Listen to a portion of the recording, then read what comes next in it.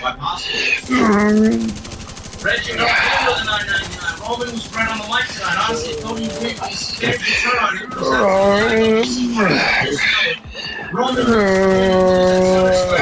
was before. I agree. I agree. Clone Force, Cody actually ends up winning in SummerSlam. When will you have the When I say WrestleMania, yeah, that sounds about right. Cody's winning that title at SummerSlam. He's holding it to Clone Force with a $1.99. A return for AJ Styles versus LA Knight at WrestleMania. I don't know, AJ was back in that Steve promotion with Braun Breaker tonight, so I have no idea. Something like that deserves a proper build-up, I would say, no? Throwing AJ Styles up as LA Knight right now. It may be great for WrestleMania, but I'd love to have some sort of story there. Seriously. And Neon the Synthetic Kid with a $4.99 super chat. Neon Charlotte should open night 1 with Reed squashing Charlotte. I don't know if you realize where they were from. Vince will be backstage at WrestleMania.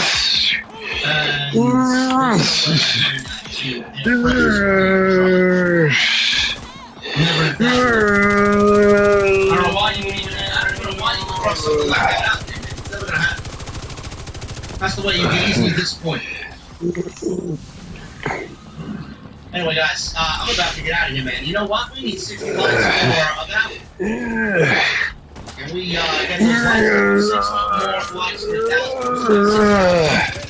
That's 6,000. I wish. Not WrestleMania weekend. We got 2,000. Still waiting here, man. Make sure you guys hit that thumbs up if you're in. 60 more likes for 1,000. Please hit that thumbs up. Thank you to the memberships. Thank you for wanting to be part of this great community, man, where you are going to be invited to my mother's place next Friday. Make sure you guys continue to go check out all the other content on the channel. There is plenty of it on the channel, on the homepage. Go and check it out. Everything you need to live streams and such. Catch up. Sunday night, 469. We are getting close to 500 of OTS. I know there's been already more than 500 episodes, but officially, it will be 500. Anyway, guys, follow me on social media at JDConnect206, Twitter, Instagram, TikTok, and Cameo. Make sure you guys hit that subscribe button down below. Turn on the bell for all notifications. Again, please hit that thumbs up. We need 20 more likes to 1,000. Appreciate you guys supporting, hanging out, and enjoying the show tonight. Next time you see me will probably be on Wednesday. I'll be live with Jesse at AEW Dynamite. Omega Fight Go Dream Match. According to Tony Khan. On Wednesday's Dynamite, we'll talk about it. And we'll be live on Wednesday night after AEW Dynamite right here on All the Spread. Guys, I'll see you later. Have a great night, have a great Tuesday, and I'll be back Wednesday with Jesse in the venue right here on OTS. See you later.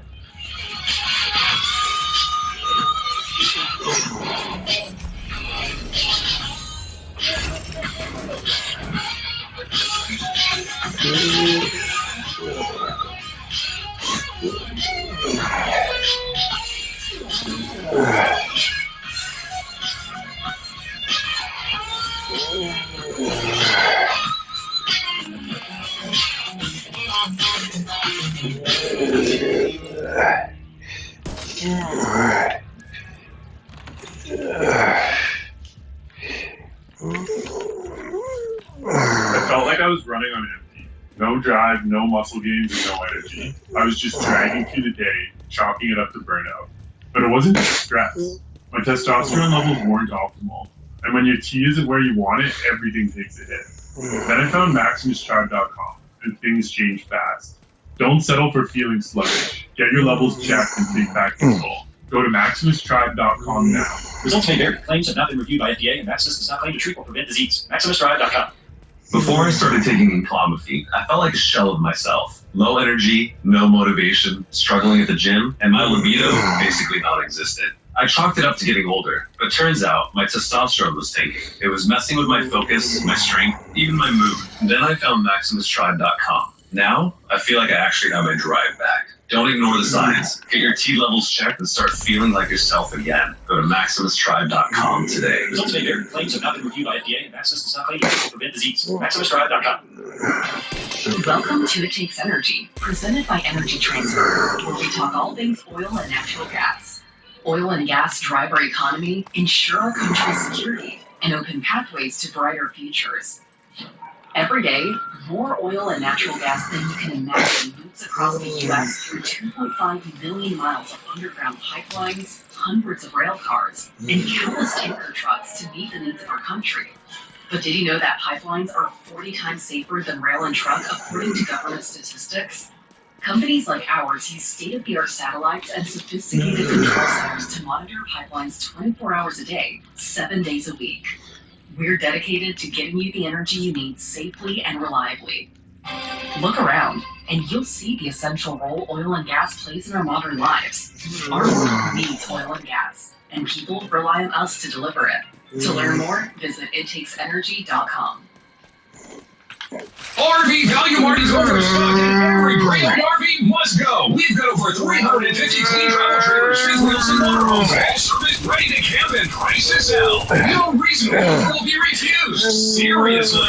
Plus, finance rates mean lower monthly payments, and yes, we deliver right to your driveway. Don't wait. We've got nearly 1,000 brand new RVs at rock bottom pricing. Inventory is moving fast. Go to RVValueMart.com and make your best offer today. RVValueMart.com. Why has Triple H been so successful? Why is Triple H running WWE better than Vince McMahon and Bruce Prichard on Monday and Friday night?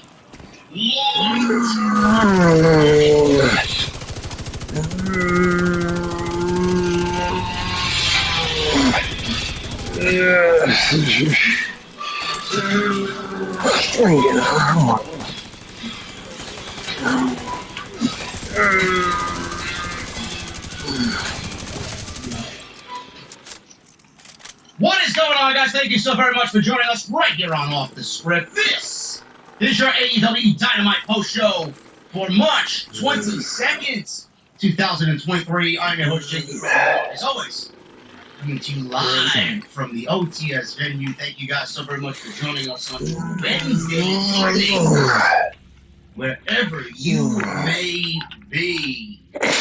Dream Match! Dream Match, that's what they labeled it as.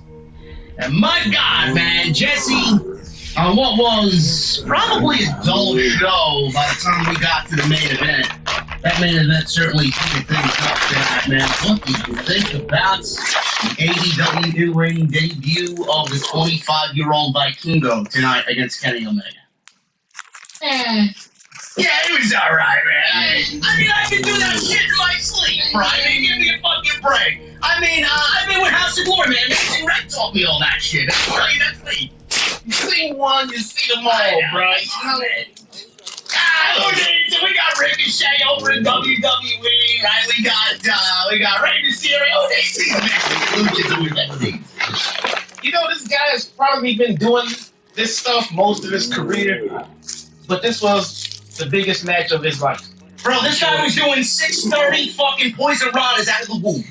My God. My God. They gave him 15, 20 minutes to show the world what he does. Did he take advantage of it or what? That was great. Man, I tell you, man, the social media, social media sucks. So, I don't even know. I swear on my grandfather's tomb, man. If I didn't have this fucking show and it being detrimental to the growth of the show, I would not even be on there, man. There are so many blithering idiots on there. It is. I can't even keep count anymore, man. I don't even know what my blog number is up to at this point. Let's try to stay off. Look, Try to stay off. lucky you, man. Listen. I want to start at the top. Obviously, this is a big thing tonight. Dynamite was not very good tonight. I mean, I didn't really care about it. I mean, the Sting match with Orange Cassidy and Darby Allin was a little entertaining. Outside that, and the Omega and Hangman stuff at the end, the Elite getting put into an ambulance on the start of the show. I mean, I didn't really care for much of what happened tonight. It was certainly an off week, so we definitely booked the Dream match on a good week. But I want to start at the top, man. A lot of people criticized Tony Khan. I talked about this on Sunday on my show. A lot of people criticized Tony Khan for this supposed dream match. Now, I want to start there. You know, I honestly feel, and I don't blame Tony Khan. I'm not blaming Tony Khan because he's a wrestling promoter and he's got to do what's right for the company and right for the promotion of the show. And he's a major fan of the sport. And we love him for that reason. But man, do they throw the term dream match around way too often, man. This to me tonight was not a dream match. I don't really like the people saying it is a dream match. It may be a dream match for Vikingo, who's 25 fucking years old in the ring against Kenny Omega. That's the only way I'd really accept it being called a dream match if it's coming from Vikingo personally. But I feel like that term is loosely thrown around. And I would say tonight was more of an exhibition, not only for Vikingo, but for the AEW brand, as today, believe it or not, they sold out Forbidden Door in an hour. 15,000 seats or whatever it's going to be in Toronto for June 25th. This was more of a Forbidden Door exhibition, bro, to get you guys ready for what you can see at Forbidden Door in Toronto. It was, and that's actually a pretty good way to put it. You know, it was not a dream match. It was not. I don't like having to say that because I don't like to try to diminish what happened out there tonight, because what we saw was fantastic stuff, man. Yeah, it really, really was. But it was not a dream match. I mean, maybe we, and I say we, the others who criticize it, we have different definitions of a dream match. A dream match is something that everyone's probably been clamoring for years and never thought it would possibly happen, and they're finally getting it. Most of us, and I say most, I mean a pretty good majority of us did not even know who this guy was. You know, it's no disrespect to him. There's anything wrong with that. We were not exposed to his talents, and this was our chance to get familiar with him. And maybe TK knew exactly what this guy was going to bring to the table and how this match with Kenny Omega was going to play out. So for him, maybe it was a dream match. But for us, it was just a fantastic, like you said, exhibition of what this guy can do, what he's been doing down here in Triple A. Yeah, a lot of people online gave the criticism of where's the build, where's the story. Now, believe me, I mean, if you've been watching me for any point in time, I mean, you guys know that we love story. I love story. Jesse loves story. Wrestling has been built on story the last year. We're moving into the era of pro wrestling fans wanting story and less of the let's throw two guys in there, have banger matches every week. I think that's the trend nowadays, and I hope a lot of other companies follow suit. But Jesse, the criticism on Tony Khan was that there's no story. Now, I don't know what fans are expecting here for a multitude of reasons, as I went over on Sunday night. Number one, this guy rarely works in the United States. I mean, I may be seeing him at a GCW show. He might have worked Impact here and there. But, I mean, this guy is so incredibly difficult to book that a lot of people were like, oh, where's the story and where's the build for the match? Well, I don't think this match really needed anything outside of what they did tonight. They put a couple of video packages together. one in particular, I believe, for this match, and they played it at the beginning of the show to basically give you a little recap of who he is, where he's come from, what championship he holds, and how this match was supposed to happen. But before Kenny Omega went to go get surgery, this match was supposed to happen. He couldn't do it, and he opted to get surgery and then come back, so the match had to be put off. So this is a 2-year match in the making. Then it would have been a 23-year-old Vikingo against Kenny Omega.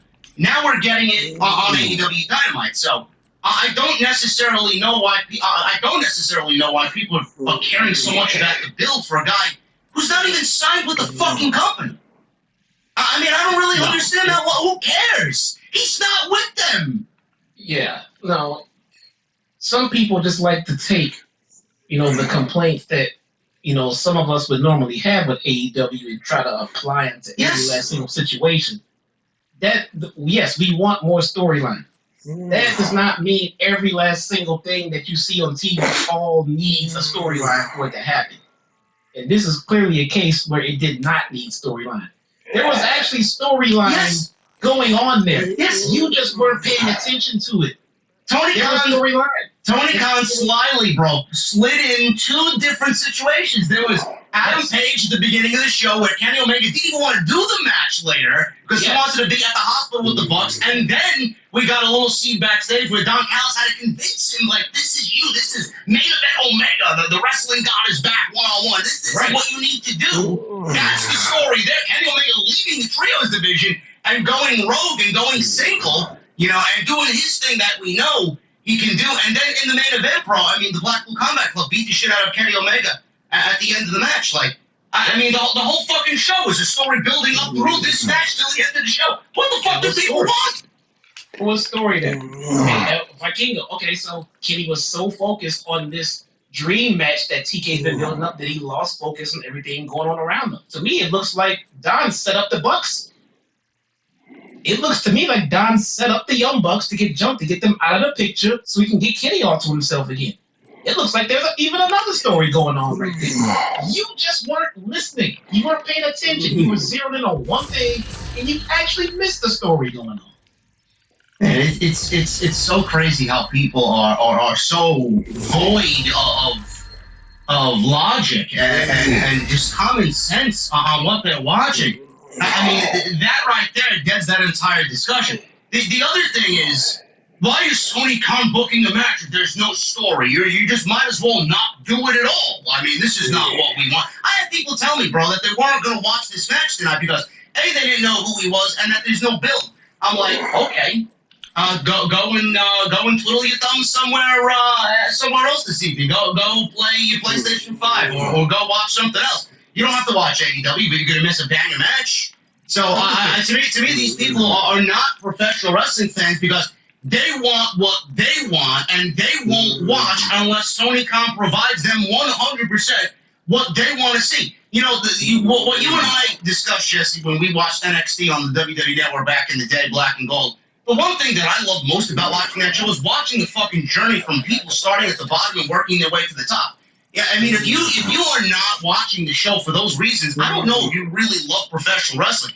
That's what I love, finding new talents, who they are, how they work well with others. And this was, like people in chat said, like you said, a showcase. And you know what? Yes. I'm not going to be asking who. I knew who he was coming into this. People are not going to be asking who. People are not going to be asking, who is he, where's he from, and all these other fucking questions. Tonight, you got all your answers, and that's it. Yeah, dude. I mean, I enjoyed it. I thought it was a fantastic spot for the guy.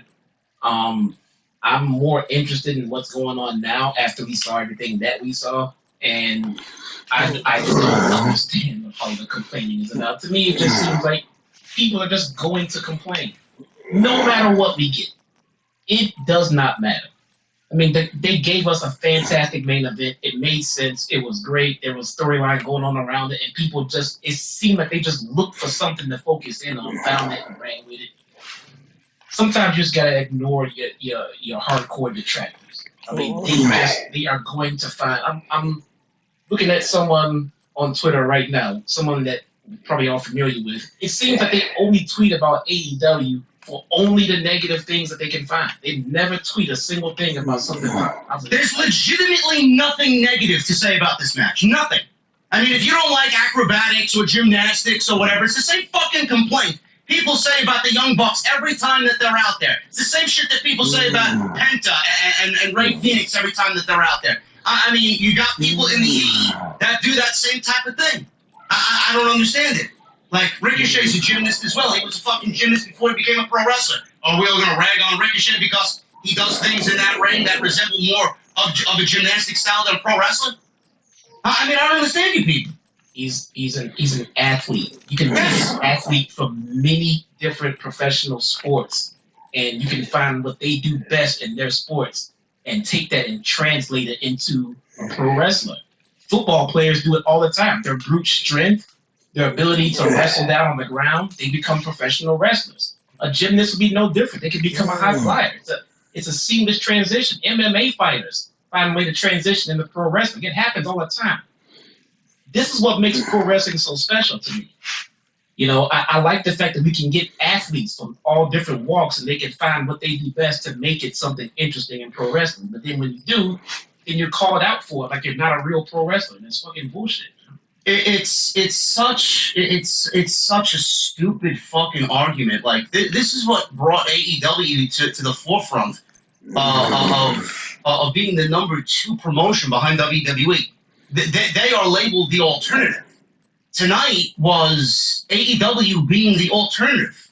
They went out and got probably the most heralded luchador in the entire world to put on their show, and people are asking why. You know, another reason I brought up on Sunday, and a lot of people didn't really take this into account, and believe me, because Jesse has seen from me personally who I'm talking about, because I sent him, you know, screenshots, and I have within good reason from an ultimate source who I can't name, but this was not supposed to be his first appearance. This was not supposed to be Vikingo's first appearance. He was actually supposed to be in the Revolution ladder match. Now I'm glad that it worked out for TK the way that it did, but it was supposed to be him instead of Commander in that ladder match. I'm glad that it worked out that way.